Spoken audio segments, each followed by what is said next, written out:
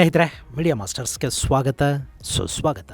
ಗೆಳೆಯರೆ, ಯಾರಾದರೂ ತುಂಬ ಸಣ್ಣಕ್ಕಿರೋರನ್ನ ನೋಡಿದಾಗ ಗಾಳಿ ಬಂದರೆ ಹಾರ್ಕೊಂಡು ಹೋಗೋ ಹಂಗಿದಾನೆ ಅಂತ ನಾವು ಆಡ್ಕೋತಾ ಇರ್ತೀವಿ. ಆದರೆ ತೀರಾ ಮನುಷ್ಯನನ್ನು ಹಾಗೆ ಹಾರಿಸ್ಕೊಂಡು ಹೋಗೋ ಗಾಳಿ ಎಲ್ಲಾದರೂ ಯಾವತ್ತಾದರೂ ಬರೋದಕ್ಕೆ ಸಾಧ್ಯನಾ? ಇಂಪಾಸಿಬಲ್ ಅಂತ ನೀವೇನಾದರೂ ಅಂದ್ಕೋತಾ ಇದ್ರೆ ಇನ್ನು ಮುಂದೆ ನಿಮ್ಮ ತಲೆಯಿಂದ ಇಂಪಾಸಿಬಲ್ ಅನ್ನೋ ಪದಾನೇ ತೆಗೆದುಬಿಡಿ. ಭಾರತದಲ್ಲಿ ಹವಾಮಾನ ಬದಲಾಗ್ತಾ ಇದೆ. ಇನ್ನು ಮನುಷ್ಯರನ್ನು ಹಾರಿಸ್ಕೊಂಡು ಹೋಗೋ ಭಯಾನಕ ಬಿರುಗಾಳಿ ಕೂಡ ಭಾರತದಲ್ಲಿ ಶುರುವಾಗ್ತಾ ಇದೆ ಏನೋ. ಮೊನ್ನೆ ಉತ್ತರ ಪ್ರದೇಶದ ಬರೇಲಿಯಲ್ಲಿ ವ್ಯಕ್ತಿಯೊಬ್ಬ ಗಾಳಿಯಲ್ಲಿ ಸುಮಾರು 30-40 ಅಡಿ ಮೇಲಕ್ಕೆ ಹಾರಿ ನೆಲಕ್ಕೆ ಬೀಳ್ತಾ ಇರೋ ವಿಡಿಯೋ ಒಂದು ವೈರಲ್ ಆಗ್ತಾ ಇದೆ. ಅದು AI ವಿಡಿಯೋ ಅಲ್ಲ ಅಂತ ಸಾಕಷ್ಟು ಫ್ಯಾಕ್ಟ್ ಚೆಕ್ ಪೇಜ್ಗಳು ಕನ್ಫರ್ಮ್ ಮಾಡ್ತಾ ಇವೆ. ಅದು ಉತ್ತರ ಪ್ರದೇಶದಲ್ಲಿ ಉಂಟಾದ ದೊಡ್ಡ ಬಿರುಗಾಳಿಯ ಪರಿಣಾಮ.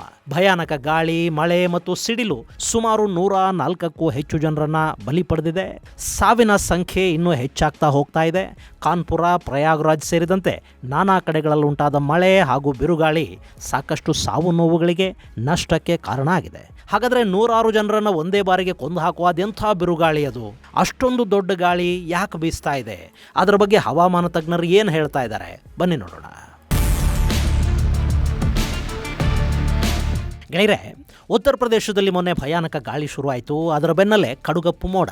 ನಡು ಮಧ್ಯಾಹ್ನವೇ ರಾತ್ರಿ ಆಗೋಯ್ತೇನೋ ಅನ್ನೋ ಥರದ ಫೀಲ್ ಶುರು ಆಗೋಯ್ತು. ದೊಡ್ಡ ಮಿಂಚು, ಗುಡುಗು, ಸಿಡಿಲು, ಅದರ ಜೊತೆ ಆಕಾಶ ಹರ್ಕೊಂಡು ಬೀಳ್ತಾ ಇದೆ ಅನ್ನೋ ಥರದ ಮಳೆ, ಆಲಿಕಲ್ಲು.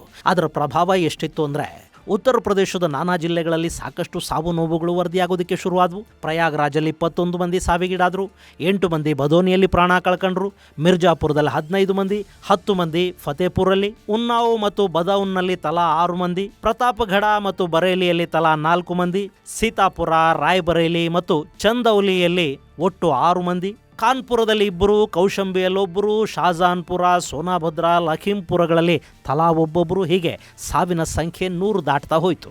ಇದರ ಜೊತೆ ಸಾಕಷ್ಟು ಮನೆಗಳು ನೆಲಸಮಾದವು. ಗಾಯಾಳುಗಳ ಸಂಖ್ಯೆ 50 ದಾಟಿತು.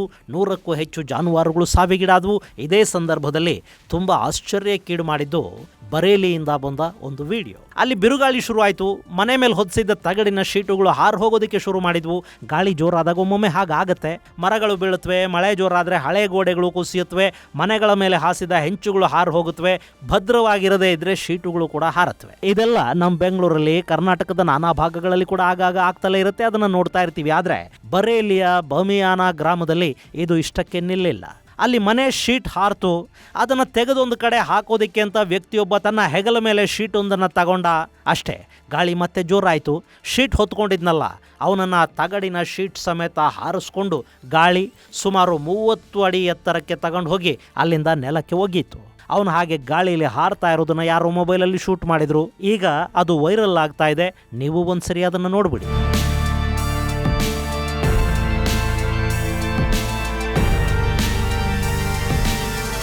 ಹೀಗೆ ಹಾರಿದವನು ಅಲ್ಲೇ ಒಂದಷ್ಟು ದೂರದಲ್ಲಿ ನೆಲಕ್ಕೆ ಬಿದ್ದಿದ್ದಾನೆ. ಒಂದಷ್ಟು ಗಾಯಗಳಾಗಿವೆ. ಏಟು ದೊಡ್ಡದಾಗಿ ಬಿದ್ದಿದೆ, ಆದರೆ ಪ್ರಾಣಾಪಾಯ ಇಲ್ಲ, ಚೇತರಿಸ್ಕೊಳ್ತಾ ಇದ್ದಾನೆ ಅಂತ ಹೇಳ್ತಿದ್ದಾರೆ. ಸರಿ, ಹಾಗಾದ್ರೆ ಗಾಳಿಗೆ ಕಾರಣ ಏನು? ಇದನ್ನು ಹವಾಮಾನ ತಜ್ಞರು, ಸಂಶೋಧಕರು ಏನಂತ ಕರೀತಾರೆ? ಗೆಳೆಯರೆ, ಇದು ಬೇರೇನೂ ಅಲ್ಲ, ಗುಡುಗು, ಬಿರುಗಾಳಿ ಸಹಿತ ಬಿರುಮಳೆ. ಆದರೆ ಅದರ ಆರ್ಭಟ ಹೆಚ್ಚಾದಾಗ ಹೀಗೆ ವಿಕೋಪಗಳನ್ನದು ಸೃಷ್ಟಿ ಮಾಡುತ್ತೆ. ನಾನು ಕಳೆದ ವಿಡಿಯೋದಲ್ಲಿ ನಿಮಗೆ ವೆಸ್ಟರ್ನ್ ಡಿಸ್ಟರ್ಬೆನ್ಸ್ ಬಗ್ಗೆ ಹೇಳಿದ್ದೆ. ಅದರ ಪರಿಣಾಮನೇ ಈ ಬಿರುಗಾಳಿ ಸಹಿತ ಮಳೆ. ಹಾಗಂತ ಇದು ನಮ್ಮಲ್ಲಿ ಆಗಾಗ ಬೇಸಿಗೆಯಲ್ಲಿ ಹೇಳುವ ಸುಂಟರ್ ಗಾಳಿಯನ್ನು ನೀವು ನೋಡಿದಿರಲ್ಲ, ಅದರ ಥರ ಅಲ್ಲ. ಇದು ಅದಕ್ಕಿಂತ ಭಿನ್ನ, ಅದಕ್ಕಿಂತ ಭಯಾನಕ. ಇದನ್ನು ಡಸ್ಟ್ ಸ್ಟಾರ್ಮ್, ಥಂಡರ್ ಸ್ಕ್ವಾಲ್ ಅನ್ನೋ ಹೆಸರುಗಳಲ್ಲಿ ಕರೀತಾರೆ. ಸಾಮಾನ್ಯವಾಗಿ ಏನಾಗುತ್ತೆ ಅಂದರೆ, ಬೇಸಿಗೆಯಲ್ಲಿ ಉತ್ತರ ಭಾರತದ ನೆಲ ತೀವ್ರವಾಗಿ ಕಾದಿರುತ್ತೆ. ಮೇಲಿಂದ ತಂಪಾದ ಮತ್ತು ತೇವಾಂಶ ತುಂಬಿದ ಗಾಳಿ ಬಂದಾಗ ಎರಡೂ ಗಾಳಿಗಳ ನಡುವೆ ಭಾರಿ ಘರ್ಷಣೆ ಉಂಟಾಗುತ್ತೆ. ಇದರಿಂದ ಥಂಡರ್ ಸ್ಟಾರ್ಮ್ ಉಂಟಾಗುತ್ತೆ. ಅಲ್ಲಿ ಮೋಡ ಬೆಳೆದು ಭಾರಿ ಗಾಳಿ, ಮಳೆ, ಆಲಿಕಲ್ಲು ಮತ್ತು ಸಿಡಿಲು ಒಟ್ಟೊಟ್ಟಿಗೆ ಬರುತ್ತವೆ. ಉತ್ತರ ಪ್ರದೇಶದಲ್ಲಿ ಮಾರ್ಚ್ನಿಂದ ಜೂನ್ ತನಕ ಮಾನ್ಸೂನ್ ಬರೋ ಮೊದಲು ಇಂಥ ಬಿರುಗಾಳಿಗಳು ಸಾಮಾನ್ಯ. ಅಲ್ಲಿ ಏನಾಗುತ್ತೆ ಅಂದರೆ, ಬೇಸಿಗೆಯಲ್ಲಿ ಉತ್ತರ ಭಾರತದಲ್ಲಿ ಬಿಸಿಲಿನ ಧಗೆ ತುಂಬ ಹೆಚ್ಚಾಗುತ್ತೆ. ಸುಮಾರು 40 ಡಿಗ್ರಿ ಸೆಲ್ಸಿಯಸ್ವರೆಗೆ ತಾಪಮಾನ ಅಲ್ಲಿ ಹೆಚ್ಚಾಗ್ತಾ ಹೋಗುತ್ತೆ. ಹೀಗಾದಾಗ ಸಹಜವಾಗಿ ನೆಲ ಕೂಡ ಸುಡೋದಕ್ಕೆ ಶುರು ಮಾಡುತ್ತೆ. ಗಾಳಿ ಬಿಸಿ ಇರುತ್ತೆ. ಹೀಗೆ ಬಿಸಿಯಾದ ಗಾಳಿ ಆಕಾಶದ ಕಡೆಗೆ ವೇಗವಾಗಿ ಏರೋದಕ್ಕೆ ಶುರು ಮಾಡುತ್ತೆ.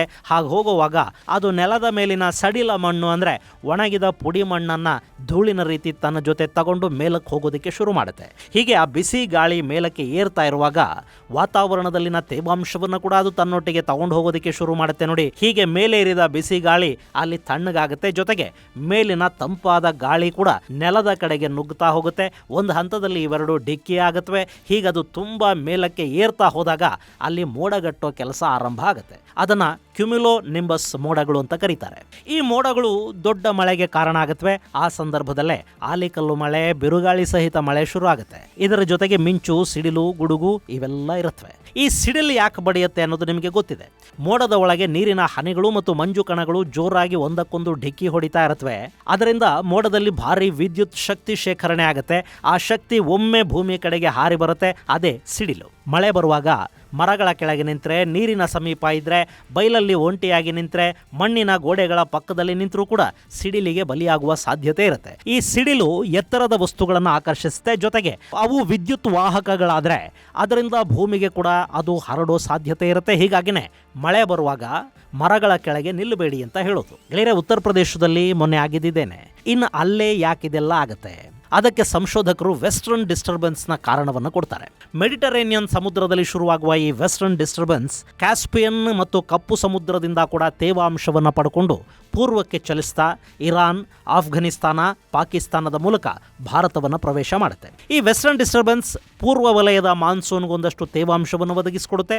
ಇದು ಬಯಲು ಪ್ರದೇಶದಲ್ಲಿ ಅತಿಯಾದ ಉಷ್ಣ ಹವಾಮಾನ ಮತ್ತು ಬಿಸಿ ಗಾಳಿಯ ಸಂಪರ್ಕಕ್ಕೆ ಬಂದಾಗ ಈ ರೀತಿಯ ವಿಪರೀತ ಹವಾಮಾನಕ್ಕದು ಕಾರಣ ಆಗುತ್ತೆ. ಉತ್ತರ ಪ್ರದೇಶದಲ್ಲಿ ಪಶ್ಚಿಮದ ಒಣ ಹವಾಮಾನ, ಪೂರ್ವದ ತೇವಾಂಶದಿಂದ ಕೂಡಿದ ಗಾಳಿ ಹಾಗೆ ಬಿಸಿಲಿನ ಕಾರಣಕ್ಕೆ ವಿಪರೀತ ಬಿಸಿಯಾದ ಭೂಮಿ ಮತ್ತು ಅಲ್ಲಿಂದ ಮೇಲೆದ್ದ ಬಿಸಿ ಗಾಳಿಗಳು ಇವೆಲ್ಲ ಒಂದಕ್ಕೊಂದು ಡಿಕ್ಕಿ ಆಗೋದ್ರಿಂದ ಇಂಥ ಥಂಡರ್ ಸ್ಟಾರ್ಮ್ ಅಥವಾ ಥಂಡರ್ ಸ್ಕ್ವಾಲ್ಗಳಲ್ಲಿ ಉಂಟಾಗುತ್ತವೆ ಅಂತ ಹವಾಮಾನ ತಜ್ಞರು ಹೇಳ್ತಾ ಇದ್ದಾರೆ. ಇನ್ನಿದಕ್ಕೆ ಗ್ಲೋಬಲ್ ವಾರ್ಮಿಂಗ್ ಕಾರಣನಾ? ಗೆಳೆಯರೆ, ಅದು ಕಾರಣ ಅಲ್ಲ ಅಂತ ಹೇಳೋದಕ್ಕೆ ಬರೋದಿಲ್ಲ. ಆದರೆ ಎಲ್ಲ ಹವಾಮಾನ ವೈಪರೀತ್ಯಗಳಿಗೂ ಅದೇ ಕಾರಣ ಅಲ್ಲ. ಇಲ್ಲಿ ಗ್ಲೋಬಲ್ ವಾರ್ಮಿಂಗ್ನ ಕೊಡುಗೆ ಹವಾಮಾನ ಬದಲಾವಣೆಯಲ್ಲಿ ದೊಡ್ಡ ಮಟ್ಟದಲ್ಲಿ ಕೆಲಸ ಮಾಡುತ್ತೆ. ಭಾರತದಲ್ಲಿ ಇತ್ತೀಚಿನ ದಿನಗಳಲ್ಲಿ ಅದರ ಪ್ರಭಾವ ಕೂಡ ತುಂಬಾ ಹೆಚ್ಚಾಗ್ತಾ ಹೋಗ್ತಾ ಇದೆ. ನಮ್ಮಲ್ಲಿ ಮಳೆ ಅಕಾಲಿಕ ಆಗ್ತಾ ಇದೆ. ಎಲ್ಲಿ ಮಳೆ ಬರಬೇಕು ಅಲ್ಲಿ ಬಿರು ಬಿಸಿಲು, ಎಲ್ಲಿ ಮಳೆ ಸಾಮಾನ್ಯವಾಗಿ ಆಗೋದೇ ಇಲ್ವೋ ಅಂಥ ಕಡೆ ಭಯಾನಕ ಮಳೆ ಇವೆಲ್ಲ ಶುರುವಾಗಿವೆ. ಇದು ಭಾರತದಲ್ಲಿ ಮಾತ್ರ ಅಲ್ಲ, ಇಡೀ ಜಗತ್ತು ಇಂಥ ಹಲವು ವಿಸ್ಮಯಗಳನ್ನು ಇತ್ತೀಚೆಗೆ ದೊಡ್ಡ ಪ್ರಮಾಣದಲ್ಲಿ ನೋಡ್ತಾ ಇದೆ. ಮೊನ್ನೆ ನೋಡಿ, ಇರಾನ್ ಯಾವತ್ತೂ ಕಾಣದಷ್ಟು ಮಳೆಯನ್ನು ಕಂಡುಬಿಡ್ತು. ಅದಕ್ಕೆ ಅವರು ವಿಚಿತ್ರ ಕಾರಣಗಳನ್ನು, ಕಾನ್ಸ್ಪಿರಸಿ ಥಿಯರಿಗಳನ್ನು ಕೊಟ್ಕೊಳ್ಳೋದಕ್ಕೆ ಶುರು ಮಾಡಿದರು. ಅಮೆರಿಕ, UAE ಮತ್ತು ಕತಾರಲ್ಲಿಟ್ಟಿದ್ದ ರೆಡಾರ್ಗಳಿಂದ ಇರಾನ್ಗೆ ಮಳೆ ಬರ್ತಾ ಇರಲಿಲ್ಲ. ಅವು ರೆಡಾರ್ಗಳಾಗಿರಲಿಲ್ಲ, ಇರಾನಿನ ಮೋಡಗಳನ್ನೇ ಓಡಿಸುವ ಸಾಧನಗಳಾಗಿದ್ವು. ಅವುಗಳನ್ನು ಮೊನ್ನೆ ಇರಾನ್ ನಾಶ ಮಾಡ್ತು, ಅದಕ್ಕೆ ಮಳೆ ಬಂತು ಅಂತೆಲ್ಲ ಇರಾನ್ನಲ್ಲಿ ಒಂದಷ್ಟು ಥಿಯರಿಗಳು ಹುಟ್ಕೊಂಡ್ವು. ಹಾಗೆ ಸೌದಿ ಅರೇಬಿಯಾದಲ್ಲಿ, UAEಲಿ ಕೂಡ ಭಯಾನಕ ಮಳೆ ಆಯಿತು. UAEಲಿ ಪ್ರವಾಹಗಳೇ ಉಂಟಾದವು. ಇದೆಲ್ಲ ಕೂಡ ಹವಾಮಾನದ ವೈಪರೀತ್ಯಗಳಿಂದ, ಅಚಾನಕ್ ಬದಲಾವಣೆಗಳಿಂದ ಆಗ್ತಾ ಇರುವ ವಿದ್ಯಮಾನಗಳು. ಅದು ಈ ಬಾರಿ ಉತ್ತರ ಪ್ರದೇಶದಲ್ಲಿ ಸ್ವಲ್ಪ ಅತಿರೇಕವನ್ನು ತೋರ್ತಾ ಇದೆ. ಮುಂದೆ ಇಂಥ ಘಟನೆಗಳು ಭಾರತದ ಇನ್ನಿತರ ಕಡೆಗಳಲ್ಲಿ ಕೂಡ ಆಗೋ ಸಾಧ್ಯತೆಗಳಿರುತ್ತವೆ. ಗೆಳೆಯರಲ್ಲಿ, ಪ್ರಕೃತಿಯನ್ನು ನಿಯಂತ್ರಿಸೋದಕ್ಕೆ ನಮ್ಮಿಂದ ಸಾಧ್ಯ ಇಲ್ಲ. ಆದರೆ ಇಂಥ ಘಟನೆಗಳಾಗ್ತಾ ಇವೆ ಅಂದಾಗ ಅವನ್ನ ಎದುರಿಸೋದಕ್ಕೆ ನಾವು ಯಾವ ಪ್ರಮಾಣದಲ್ಲಿ ಸಿದ್ಧ ಇದ್ದೀವಿ ಅನ್ನೋದಷ್ಟೇ ನಮ್ಮ ಮುಂದಿರುವ ಪ್ರಶ್ನೆ. ನಮ್ಮ ಬೆಂಗಳೂರನ್ನೇ ನೋಡಿ, ಪ್ರತಿ ಬಾರಿ ಮಳೆ ಬರುತ್ತೆ. ಮಳೆ ಬಂದಾಗಲೆಲ್ಲ ಸಮಸ್ಯೆಗಳಾಗುತ್ತವೆ, ಮರಗಳು ಬೀಳುತ್ತವೆ, ಜನವಸತಿಗಳಿಗೆ ನೀರು ನುಗ್ಗುತ್ತೆ, ರಸ್ತೆ ಯಾವುದು, ಕೆರೆ ಯಾವುದು ಗೊತ್ತಾಗದ ಪರಿಸ್ಥಿತಿ ನಮ್ಮಲ್ಲಿ ನಿರ್ಮಾಣ ಆಗುತ್ತೆ. ಪ್ರತಿ ಬಾರಿ ಮಳೆ ಬರುತ್ತೆ ಅನ್ನೋದು ನಮಗೆ ಗೊತ್ತು. ಆದರೂ ಒಂದು ಸಣ್ಣ ಮಳೆಗೆ ಬೇಕಾದ ತಯಾರಿಯನ್ನು ನಮ್ಮ BBMP ಮಾಡೋದಕ್ಕೆ ಹೋಗೋದಿಲ್ಲ. ಹೀಗಿರುವಾಗ ಬಿರುಗಾಳಿಯನ್ನು ಎದುರಿಸೋದಕ್ಕೆ ನಮ್ಮಲ್ಲಿ ಏನು ಮಾಡ್ಕೋತಾರೆ? ನಗರ ಪಟ್ಟಣಗಳಲ್ಲಿ ರಸ್ತೆ ಬದಿಯಲ್ಲಿನ ಒಣಗಿದ ಮರಗಳನ್ನು ಆಗಾಗ ಪರಿಶೀಲನೆ ಮಾಡಬೇಕು. ಅವುಗಳ ಕೊಂಬೆ ರೆಂಬೆಗಳನ್ನು ಪರೀಕ್ಷಿಸಿ ಕತ್ತರಿಸ್ತಾ ಇರಬೇಕು. ವಯಸ್ಸಾದ ಮರಗಳನ್ನು ಗುರುತಿಸಬೇಕು. ಅಪಾಯಕಾರಿ ಅನ್ಸೋ ಪ್ರತಿಯೊಂದನ್ನು ಕೂಡ ಅಲ್ಲಿಂದ ತೆರವುಗೊಳಿಸ್ತಾ ಹೋಗಬೇಕು. ಆದರೆ ಇದೆಲ್ಲವನ್ನ ಮಾಡೋರು ಯಾರು? ಸಂಬಂಧಪಟ್ಟ ಸರ್ಕಾರಿ ಇಲಾಖೆಗಳ ನೌಕರರ. ಮುಂದಿನದನ್ನು ನೆನಪು ಮಾಡಿಕೊಂಡ್ರೆ ನಿಜಕ್ಕೂ ಆತಂಕ ಅಂತೂ ಆಗುತ್ತೆ. ಬಹುಶಃ ನಮಗದು ಬರ್ತಾ ಬರ್ತಾ ಅಭ್ಯಾಸ ಕೂಡ ಆಗಿ ಹೋಗಬಹುದು. ಇದು ಗೆಳೆಯರೆ, ಉತ್ತರ ಪ್ರದೇಶದಲ್ಲಿ ಗಾಳಿ ಮನುಷ್ಯನನ್ನು ಹಾರಿಸಿಕೊಂಡು ಹೋದ ಘಟನೆಯ ಕುರಿತಾದ ಒಂದಷ್ಟು ಮಾಹಿತಿ. ಮುಂದಿನ ಸಂಚಿಕೆಯಲ್ಲಿ ಮತ್ತಷ್ಟು ವಿಶೇಷಗಳ ಜೊತೆ ಮತ್ತೆ ಭೇಟಿಯಾಗೋಣ. ಅಲ್ಲಿವರೆಗೆ ಜೈ ಹಿಂದ್, ಜೈ ಕರ್ನಾಟಕ.